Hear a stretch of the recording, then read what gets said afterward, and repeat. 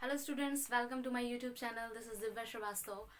और जो भी लोग मुझे इस समय देख रहे हैं, जो नीट की प्रिपरेशन कर रहे हैं, उनकी एग्ज़ाम डेट आ गई है। उनको पता है कि 12 सितंबर को इनका एग्ज़ाम है। तो उस अकॉर्डिंग हम लोग पूरा सिलेबस तो इस टाइम में कवर करना थोड़ा मुश्किल है, लेकिन हम लोग ये कोशिश करेंगे कि हर चैप्टर से जो टॉपिक्स हैं जिनसे मैक्सिमम क्वेश्चन आने की पॉसिबिलिटी है, उन टॉपिक्स को हम लोग पहले पिक करते हैं और उस पर वीडियो बना के छोटे छोटे आपको एक्सप्लेन करने की कोशिश करते हैं। तो आज इस वीडियो में जो हम लोग ने टॉपिक लिया है, वो टॉपिक बेसिकली बायोमोलिक्यूल के एंजाइम्स है। एंजाइम बहुत इंपॉर्टेंट पार्ट है बायोमोलिक्यूल्स का, और इससे एक क्वेश्चन ज़रूर आता है। ठीक, तो बायोमोलिक्यूल्स में एंजाइम में एक टॉपिक आता है, दैट इज़ होलो एंजाइम। तो होलो एंजाइम को समझने से पहले हम लोग ज़रा एंजाइम की बात कर ले कि एंजाइम्स क्या होते हैं। तो एंजाइम्स के बारे में आपको पता होगा कि एंजाइम्स जो होते हैं उनको हम लोग बायो कैटलिस्ट बोलते हैं। जितनी भी मेटाबॉलिक रिएक्शंस होती हैं हमारी बॉडी में, अगर वो सिंपल फॉर्म में एज इट इज़ होने लगे तो उनका रेट ऑफ रिएक्शन बहुत स्लो होता है, जबकि लिविंग बीइंग में जो रिएक्शंस होती हैं वो सब बहुत फास्ट होती हैं। तो उस स्पीड को अचीव करने के लिए हम उन रिएक्शंस में कैटलिस्ट यूज़ करते हैं। और क्योंकि ये कैटलिस्ट बायोलॉजिकल सिस्टम को सपोर्ट करते हैं, इसलिए नाम होता है बायो कैटलिस्ट। ठीक, तो एंजाइम्स क्या होते हैं? बायो कैटलिस्ट होते हैं, जो कि हमारी लिविंग सिस्टम में यूज होते हैं। और एंजाइम्स के बारे में आपको पता होगा कि अगर आपने पढ़ा है तो एंजाइम्स, मैक्सिमम जो एंजाइम्स होते हैं वो प्रोटीनेशियस एंजाइम होते हैं। मतलब वो किसके बने होते हैं? प्रोटीन के बने होते हैं मैक्सिमम एंजाइम। कुछ एंजाइम ऐसे भी होते हैं जो आरएनए के बने होते हैं, जिनको हम लोग क्या बोलते हैं? राइबोजाइम बोलते हैं जिनको। ठीक, तो ये दो मेन कैटेगरी हैं। ये तो सबने पढ़ी होगी कि enzymes, maximum enzymes are proteinaceous and some enzymes are made up of RNA, that's called ribozyme. लेकिन अभी जो यहाँ हम लोग डिस्कस करने जा रहे हैं जो टॉपिक, वो है होलो एंजाइम के बारे में, कि होलो एंजाइम क्या होता है।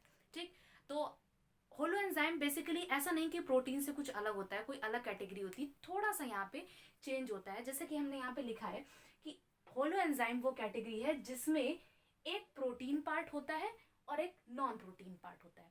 कहने का मतलब ये है कि होलो एंजाइम बेसिकली होता प्रोटीन ही है, लेकिन उस प्रोटीनेशियस पार्ट की एक्टिविटी को थोड़ा और बढ़ाने के लिए हम उसमें एक नॉन प्रोटीनेशियस पार्ट भी ऐड कर देते हैं। ठीक, तो होलो एंजाइम की सबसे पहली डेफिनेशन क्या हो गई कि इसमें दो पार्ट होते हैं। दो पार्ट में एक पार्ट प्रोटीनेशियस होता है, और जो पार्ट प्रोटीनेशियस होता है उसको हम लोग बोलते हैं यहाँ पे एपो एंजाइम। ठीक, तो apo enzyme is the proteinaceous part of holo enzyme, और इसका मैक्सिमम अमाउंट प्रेजेंट होता है। यानी एपो एंजाइम की अगर हम बात करें तो ये क्या होता है? मैक्सिमम प्रेजेंट होता है होलो एंजाइम के अंदर। इसके साथ में इसको सपोर्ट करने के लिए हम एक नॉन प्रोटीनेशियस पार्ट भी ऐड कर देते हैं। उस नॉन प्रोटीनेशियस पार्ट को हम लोग यहाँ कहते हैं कोफैक्टर। और इस कोफैक्टर का जो अमाउंट होता है वो प्रोटीनेशियस पार्ट से थोड़ा कम होता है। थोड़ा क्या, बहुत कम होता है। अगर दोनों को कंपेयर करें तो एपो एंजाइम इसमें मैक्सिमम होता है, और ये जो दूसरा नॉन प्रोटीनेशियस पार्ट होता है ये बहुत कम होता है। ठीक, तो इसलिए यही मेन एंजाइम है। एपो एंजाइम ही क्या होता है? Main enzyme. इसीलिए इसके आगे एंजाइम वर्ड यूज हो रहा है, इसी से समझ जाएंगे कि एपो एंजाइम मेन पार्ट होता है। और कोफैक्टर सपोर्ट के लिए होता है, इसीलिए इसके नाम के आगे को वर्ड लगा हुआ है कि ये सपोर्ट में इसके है। ठीक, तो इतनी बात समझ में आई कि होलो एंजाइम बेसिकली वो एंजाइम होते हैं जो प्योरली प्रोटीनेशियस नहीं होते हैं, जिनके साथ में कुछ नॉन प्रोटीनेशियस पार्ट भी ऐड होता है, जस्ट टू इंक्रीज और enhance the capacity of enzymes. ठीक, इतनी बात अगर क्लियर हो गई तो हम आगे आते हैं कि ये कोफैक्टर भी नॉन प्रोटीनेशियस, मतलब प्रोटीन को छोड़ के बाकी और भी चीजें। तो प्रोटीन को छोड़ के बाकी तो हमारे पास बहुत से बायोमोलिक्यूल्स हैं, बायो मैक्रोमोलिक्यूल्स हैं, बायो माइक्रोमोलिक्यूल्स हैं। इन सब में एक्चुअल में हम लेंगे क्या? तो इसीलिए कोफैक्टर को हमने फर्दर कैटेगरीज में डिवाइड कर दिया है। ठीक, तो अगर ये कोफैक्टर कोई ऑर्गेनिक मॉलिक्यूल होगा, या फिर कोई इनऑर्गेनिक मॉलिक्यूल होगा, या फिर ऑर्गेनिक होगा तो टाइटली बाउंड है या लूजली बाउंड है, इसके बेसिस पे हमने इसका फर्दर यहाँ पे क्लासिफिकेशन किया हुआ, फर्दर इसके टाइप्स बताएं। तो एक बार देख ले, तीन बेसिकली यहाँ पे हैं type: prosthetic group, coenzymes and the last one is metal ions. तीनों में डिफरेंस क्या है समझ लेते हैं। सबसे पहले बात करते हैं प्रोस्थेटिक ग्रुप की। तो प्रोस्थेटिक ग्रुप में जैसा कि यहाँ पे लिखा हुआ है कि इसमें कोई ऑर्गेनिक मॉलिक्यूल हो सकता है। अब बात यहाँ पे आती है कि ऑर्गेनिक मॉलिक्यूल तो प्रोटीन भी होता है। तो बेटा यहाँ पे ऑर्गेनिक मॉलिक्यूल लेकिन नॉन प्रोटीनेशियस, प्रोटीन के अलावा और कोई भी ऑर्गेनिक मॉलिक्यूल यहाँ पे अटैच हो सकता है। ठीक, अब अटैच तो हो गया। अब लेकिन ये देखिए यहाँ पे टाइटली बाउंडेड होगा, टाइटली बाउंडेड होगा और परमानेंटली बाउंड होगा, क्योंकि अगर टाइट बाउंड है तभी वो परमानेंट बाउंडिंग हो पाएगी इसकी। कहने का मतलब ये है यहाँ पे कि जो प्रोस्थेटिक ग्रुप होता है वो एंजाइम के साथ परमानेंट एक बॉन्डिंग में अटैच रहता है, भले वो एंजाइम किसी मेटाबॉलिक एक्टिविटी में इन्वॉल्व हो रहा हो या ना हो रहा हो, इससे फर्क नहीं पड़ता। जैसे सपोज दैट कि कोई एंजाइम है, ठीक, जैसे यहाँ पे हमने इसका एग्जाम्पल ले रखा है हीम। हीम जो है, हीम पार्ट जो होता है वो कैटालेज एंजाइम और पेरोक्सिडेज एंजाइम, ये दोनों में as a prosthetic group involve होता है। ठीक, तो परमानेंटली बाउंड होने का क्या मतलब है कि जैसे मान लीजिए कैटालेज एंजाइम अगर बॉडी में या पेरोक्सिडेज एंजाइम अगर बॉडी में इनएक्टिव फॉर्म में है, यानी अभी वर्किंग नहीं है, तो भी ये हीम पार्ट उसके साथ अटैच ही रहेगा। वेदर एंजाइम इज वर्किंग और नॉट वर्किंग ये फर्क नहीं पड़ता है, परमानेंट रिलेशन है, एक बार बॉन्डिंग हो गई तो हो गई। ठीक, और टाइटली बॉन्डिंग है। ठीक, तो प्रोस्थेटिक ग्रुप यहाँ पे समझ में आ गया। पहली बात ये हो गई कि ये क्या होगा, ये कोई ऑर्गेनिक मॉलिक्यूल होगा अदर देन प्रोटीन।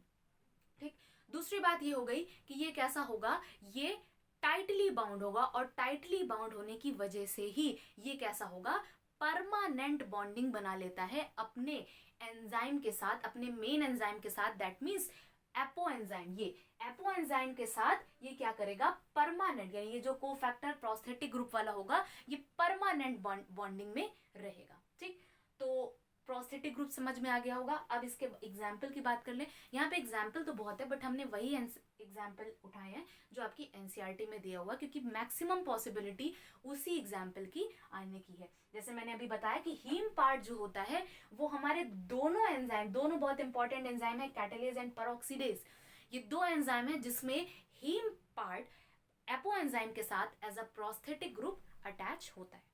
ठीक, तो ये प्रोस्थेटिक ग्रुप हो गया, ये एक तरह का कोफैक्टर होता है। दूसरे कोफैक्टर वो होते हैं जो कि होते ऑर्गेनिक हैं, लेकिन ये कैसे होते हैं, लूजली बाइंड होते हैं। और लूजली बाइंड होने का मतलब ये है कि जब काम खत्म हो गया तो ये क्या करेंगे, डिटैच हो जाएंगे, क्योंकि लूजली बाइंडिंग का मतलब ही यही है कि बीच में क्या हो सकती है, ब्रेकिंग हो सकती है। और इस टाइप के जो कोफैक्टर्स होते हैं उनको हम लोग बोलते हैं कोएंजाइम। ठीक, देखिए लिखा हुआ है कि ऑर्गेनिक मॉलिक्यूल्स होते हैं, फिर वही बात, ऑर्गेनिक मॉलिक्यूल है बट अदर देन प्रोटीन्स होंगे, और ये लूजली बाउंडेड होते हैं, दैट मीन्स टेम्परेरी, मतलब जब जो एंजाइम वर्किंग कर रहा है उसका को एंजाइम एपो एंजाइम के साथ वर्किंग स्टेट में आके बाइंड करेगा और काम हो जाने के बाद, रिएक्शन हो जाने के बाद ये डिटैच भी हो जाएगा। ठीक, इसका सबसे अच्छा एग्जाम्पल है हमारा एनएडी। एनएडी एग्जाम्पल है, एनएडी का फुल फॉर्म यहाँ पे होता है nicotinamide adenine dinucleotide. Nicotinamide adenine dinucleotide.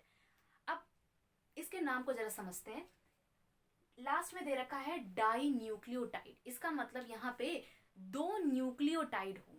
Nucleotide आपको पता है, न्यूक्लियोटाइड बेसिकली क्या होते हैं, न्यूक्लिक एसिड के मोनोमर्स होते हैं। जब न्यूक्लियोटाइड आपस में बाइंड करते हैं तो वहां पे बनता है न्यूक्लिक एसिड। ठीक, तो दो न्यूक्लियोटाइड हैं, और दो न्यूक्लियोटाइड कौन कौन से हैं, एक तो है इसमें निकोटिनामाइड और दूसरा है यहाँ पे एडेनिन। ठीक, निकोटिनामाइड की बात करें, लास्ट में आ रहा है एमाइड। एमाइड का मतलब है कि ये किसी एसिड से बना होगा, और किस एसिड से बना होगा, ये निकोटिन एसिड, निकोटिन एसिड जो होता है उससे बना होता है। ये निकोटिन एसिड बेसिकली और कुछ नहीं, ये होता है हमारा विटामिन B3।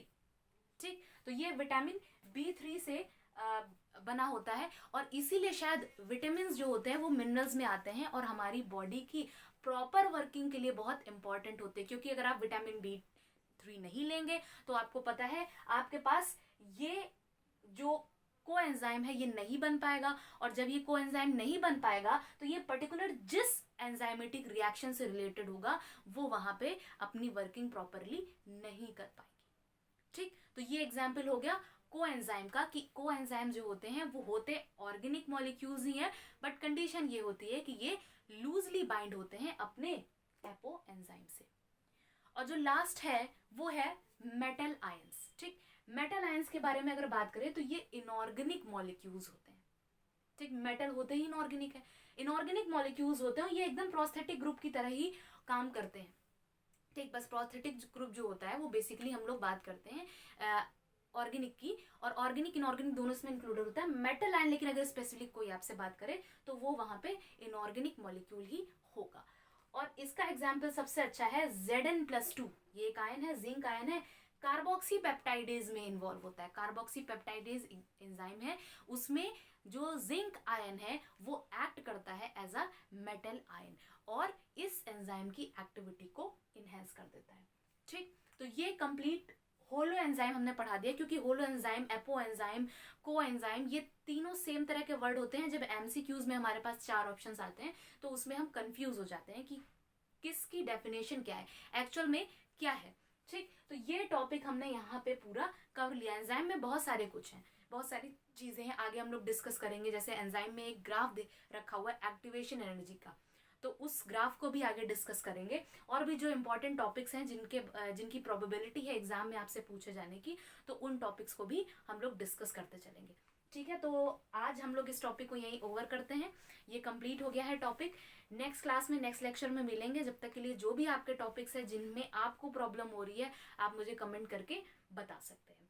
पढ़ते रहिए, बहुत अच्छे से तैयारी कीजिए और थॉरली सिंसियरली स्टडी करिए, जो कि आपके एग्जाम के लिए बहुत इंपॉर्टेंट है। आपको पता ही होगा कि आपका पेपर किस फॉर्मेट में आ रहा है। 35 क्वेश्चन कंपलसरी है, और रेस्ट ऑफ द 15 क्वेश्चंस में आपको ऑप्शंस मिलेगा।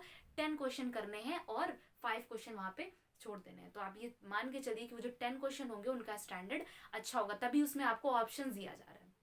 ठीक है, तो एनसीईआरटी पे बहुत अच्छी अपनी कमांड रखिए। मुझे टॉपिक्स बताइएगा जो भी आप चाहते हैं कि डिस्कस हो, और मैं अपनी तरफ से भी जो इंपॉर्टेंट टॉपिक्स हैं उनको डिस्कस करूंगी। ठीक है, तो आज के लेक्चर के लिए इतना ही है। Wish you very very best of luck. मिलते हैं नेक्स्ट क्लास में, तब तक के लिए आप पढ़ते रहिए। Okay, thank you.